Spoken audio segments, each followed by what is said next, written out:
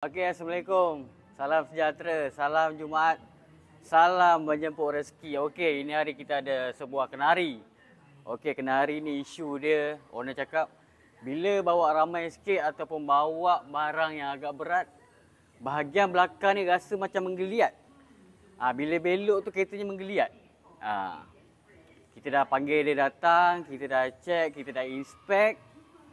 Memang ada masalah pada bush belakang. Bush untuk arm belakang dia. Okey, kalau isu-isu macam ini, pertama kita kena tengok bush dulu. Sebab punca apa dia, kalau bawa berat ataupun bawa agak ramai orang, dia jadi menggeliat. Kita dah check, memang ada masalah bush dia. Okey, ni jom kita tengok dia punya condition bush yang lama. Nampak tak ni? Sampai dah terlolos. Dah terlepas lah ni.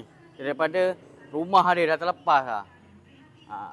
Ni untuk bush-bush dia lah. Kita boleh tengok. Nampak tu? Dia dah mula merekah. Merekah ni kalau pakai lama sikit dia akan pecah. Bila pecah itulah isu akan jadi makan tayar. Dia punya rem akan jejak dengan fender. Banyak masalah yang akan datang bila mana bush ni pecah. Nampak tak ni? Sini dia punya gap jauh. Sini dia punya gap rapat. Maksudnya bush ni dia dah turun. Bila bush turun, memang kereta akan jadi menggeliat lah bila kita bawa barang berat ataupun bawa penumpang yang agak ramai. Jadi kita dah discussion dengan owner, kita minta dia tukar full bushing bahagian belakang. Ni lah yang kita dah tukar. Kita tukar 1, 2, 3, 4. Sama juga belah kanan 1, 2, 3, 4.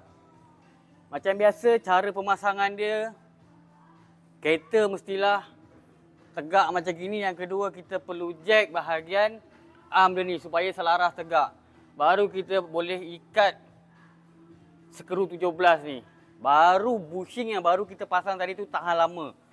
Kalau kita tak ikut spek dia, kita terus ikat, memang pakai tak lama nanti bushnya jadi tepiat semula. Lagi satu dia mudah pecah. Sebab apa? Dia tak ikut selaras. Yang keduanya bushnya tadi menekan. Bila menekan, bush memang tak tahan. Jadi itu gunanya kita perlu selaraskan dia dulu, baru kita ikat. Baru bush yang baru tadi tu tahan lama. Hayat dia panjang. Jadi itu saja untuk perkongsian saya hari ini.